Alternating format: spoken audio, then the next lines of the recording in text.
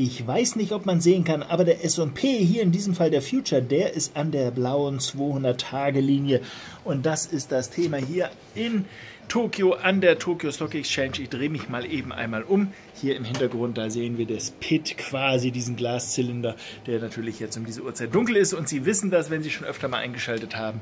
Mittwochsabend ist immer Sendung hier, nämlich für mich zumindest mal, die ist hier jeden Abend, nämlich World Markets. Da werde ich dann gleich ein bisschen genau zu dem Thema reden. Aber bevor ich mit Ihnen darüber spreche, will ich erstmal Shimizu-san, unseren Anchorman hier der Show, fragen, was er denn für uns heute hat.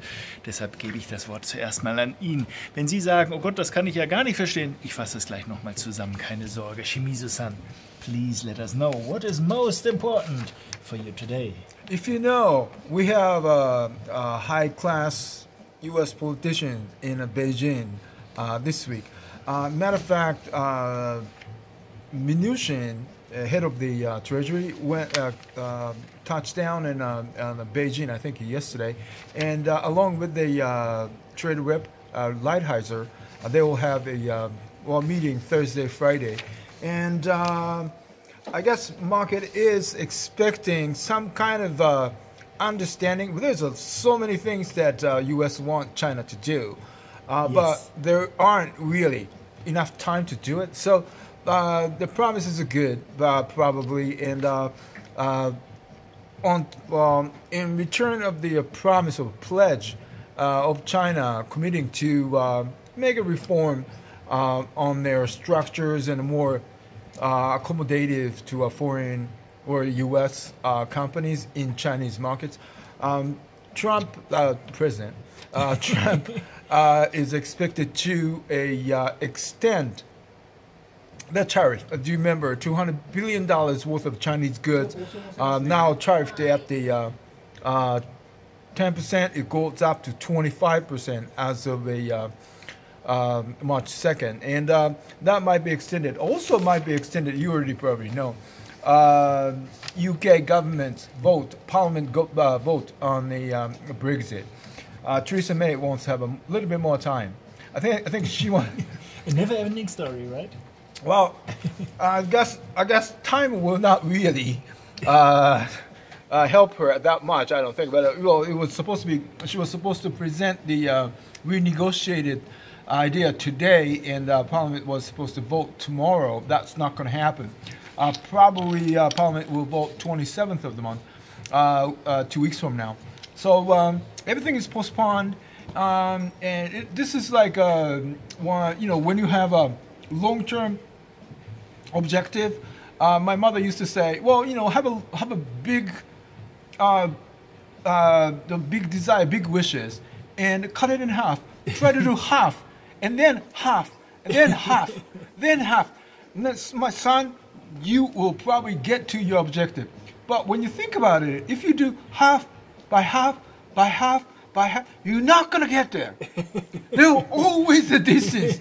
Like Bob Dylan says, every distance is not near. So, well, kicking a can works sometimes, but you have to get there sometime. Have a good trading. Thanks a lot for your insights. Arigato gozaimashita.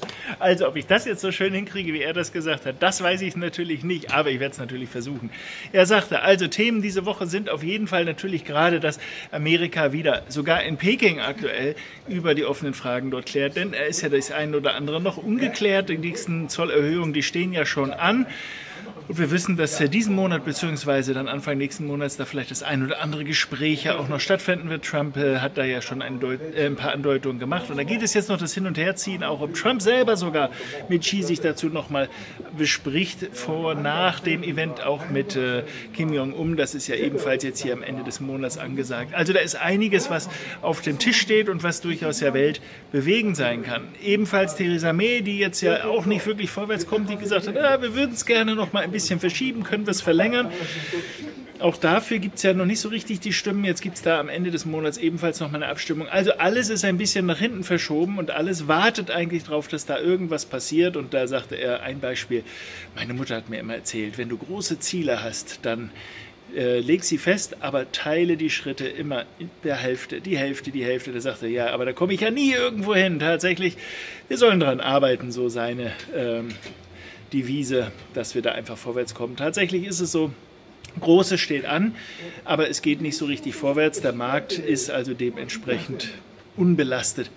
Im Moment nochmal. Allerdings, ich habe es eben angedeutet, schon am Anfang, wir haben die 200-Tage-Linie erreicht beim S&P 500 und das ist durchaus ein Zeichen für den einen oder anderen. Ich muss gestehen, ich bin da noch gar nicht so sehr von überzeugt, denn der gleitende Durchschnitt an sich sagt noch nichts aus. Weder mathematisch ist das in irgendeiner Form herleitbar, noch sonst irgendwie. Allerdings kann eine Art selbstverfüllende Prophezeiung da sein, weil alle drauf gucken. Zumindest mal die sich nicht so richtig intensiv beschäftigen wollen mit der Charttechnik, die drauf gucken und sagen, naja gut, dann wird der Markt wohl drehen. Das wäre allerdings auch durchaus logisch, denn nachdem der Markt jetzt seit Weihnachten ja in einem quasi nur nach oben gegangen ist, ist es überfällig. Und da ist jeder kleine Zaunpfahl, mit dem gewunken wird, vielleicht eine Hilfe. Also wollen wir mal gucken, ob der Markt heute in den Dreh reinkommt. Die Chancen sind nicht so schlecht, allerdings der DAX ist sogar noch relativ positiv. Da darf man noch gar nicht so negativ drüber reden, denn bis jetzt hatten wir eher noch einen Impuls nach oben. So ist, ne? Ja. So, und jetzt können wir vielleicht einen kleinen Rücksetzer erstmal erwarten, aber dann geht es möglicherweise nochmal nach oben. Also lassen wir uns mal überraschen. Ganz liebe Grüße von dieser Seite. Alles Gute, bis zum nächsten Mal.